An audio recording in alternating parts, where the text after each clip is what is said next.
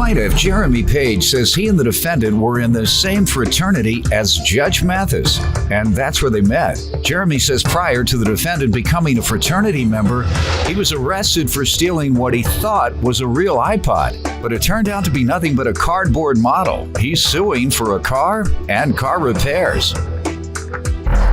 Defendant Trey Hope says after he moved in with Jeremy, he realized he was a diva who wears sunglasses at night and only drinks high-end bottled water. Trey believes Jeremy is suing for more than he owes. Tell me what happened. All right, first I would like to start off and let you know that you and I are brothers, as well as Trey. Crossed into Phi Alpha, spring 2010. Right, you did? Yes. All right. He crossed Phi 2011. I'm his dean. Fraternity brothers. Yes. Mm-hmm. So I was feeling left out for a second. That's right. I crossed in 2009, a year before you. Okay. Yeah, I, as an adult, did not pledge in college, but as an adult. Dr. Martin Luther King was an alpha, and many, many other prominent leaders. And so when I was approached, I was glad to do it.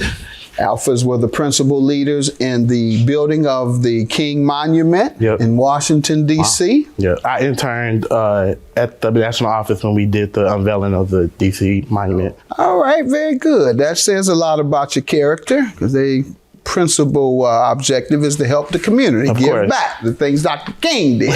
Where'd you all go to school? Northern Kentucky University. All right, you as well? Yes, sir. Okay, tell me about your friendship with your frat brother. Okay, so Trey and I, he was interested in starting in the spring of 2011. So he approached me and some of my line brothers, and we started forming those relationships, forming those bonds to see if he was going to be a member or not. That fall is when he started the national process to become a member. So before that fall, that summer of 2011 was when I had first started to get a glimpse of Trey's personality. He actually went to jail that summer. What? Yes. He wasn't an alpha then. Oh, he wasn't no an alpha wonder. Then. He wasn't an alpha then. But he went to jail. He went to Kmart and he took a knife from the store. He stole a knife from the store and he seen one of the iPod decks. So he cut the cord that whatever was holding on the iPod deck, and he took it and he tried to walk out. They caught him, and come to find out, the iPod deck was nothing more than a model. So he went to jail for stealing cardboard, basically. Yeah, he needed to come on over to our side. Yeah, so to learn what not to do. So so he got in trouble for that, and that's why I was like, he's a crazy kleptomaniac. He stole a lot. I don't think that he does. And you loaned him your car. Yeah, but you thought the fraternity would change him overnight. Right. Plaintiff Jeremy Page is suing his fraternity brother, who was once arrested for stealing what he thought was a real iPod, but it turned out to be nothing but a cardboard model. Let me get to you. Give me some background before we get to the car he's suing you over.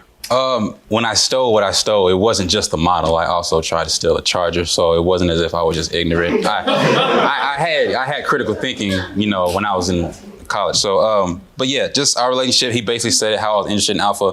I really got to know Jeremy once we moved into our house. We purchased a house and two of my other fraternity brothers of May of this year, and ever since then, I guess. I know when you live with someone, you have problems, but I guess it just starts slowly showing what happens. To be honest, he's kind of bougie, in my opinion. He's kind of like a diva, you know what I mean?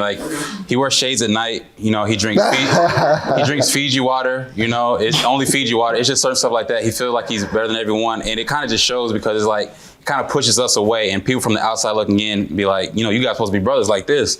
And we don't even say two words to each other and live in our own house. So, but see the thing. When did that start? You all stopped speaking. As soon as the car happened. Oh, well then that's why. Don't act like it's because he's a diva or because he drinks only Fiji water. This happened. I had the impression based on what you were saying that you all stopped speaking to each other because he was a diva. Oh, no. All right. Let me hear about this car he's talking about. Okay, so the car situation in July of 2012, I loaned him my car. He was having car issues with his car. So he asked me one day, he was like, can I use your car to go to the store so that I can get whatever I need to fix the car? I was like, okay, that's cool. And we lived together in the house. At that time, we were still, cool or whatever. So I didn't have a problem letting him use the car. The store is literally right down the street. So it had been about 2 hours. I hadn't heard from him. And I was going actually out of town that day. So I had texted him. I was like, Trey, where's my car at? I need to go. He was like, well, I'm on my way back. But as I was turning into campus, I bumped into a curb and your tire's bent. But AAA is coming to fix it and it should be fixed. I was like, okay, cool. I waited and waited and waited. And he was like, well, I'm on my way back. But he was saying that there was some more issues, like AAA couldn't fix it and that we would just take it in the morning to get it fixed. So like, okay, you need to pay for it because you're the one who did it. Mm-hmm. He was like, well, I don't have any money right now. And I was like, did he agree to pay for all the damage? He did pay. He did agree to pay for the damages. He was saying that he didn't have the money right now. And I have it right here. What was it? Tell me as you hand it to me. Okay. It's so much, honestly. He destroyed the cross member of the engine. Here goes some more. The engine? Yeah. He hit it. He says that he bumped into the curb. But honestly, according to the email from the mechanic, he slammed into the curb. Like the axle, you can see where the axle went through the engine. Got it. Sir? Well, basically, as you come into Northern Kentucky's campus, there's a long hill with a turnabout at the center of it. And it was raining that day. I was going about 35 on a 30. And 35 on a 30? Yes. Go ahead. As I was going down the hill, I noticed the brakes weren't working. Like it wasn't locking up quick enough. So I'm like, okay, I might hit this. I'm trying to, get prepared for it. And sure enough, as I turned, the left rim hit the curb and it bent like this and it pushed the axle back under it. Mm-hmm. It pretty much pushed out the right wheel as well. And as I drove off, the power steering was off as well. The wheel was turned like this. But why don't you think you should pay for the damage? The price he's saying is $1,900. Mm-hmm. And I honestly feel like that's kind of outrageous. You have an estimate? I mean, he has an estimate of $1,900. Well, that's what I would go with, unless you have something different. But I also have actual text messages from different mechanics saying that $1,900 is kind of outlandish. They looked at it? Yeah, they actually seen his estimates. I mean, like reports and stuff of what happened, and they said. No, did they look at the car? No. Oh. I can't take anybody's just word over the phone. Sight unseen, somebody says, well, it's this and that and the other. Well, that person may not charge as much labor. No, we can't go by that. How are you getting $2,500 though? Where I'm getting $2,500 because the email that I gave you based off the But is the car total? You want the value of the car? I want the value of the car and the damages only because how much is the value of the car? How are you gonna get both? It's up there. It's the NADA value. The car is $2,300, sir, and he's asking for $2,500.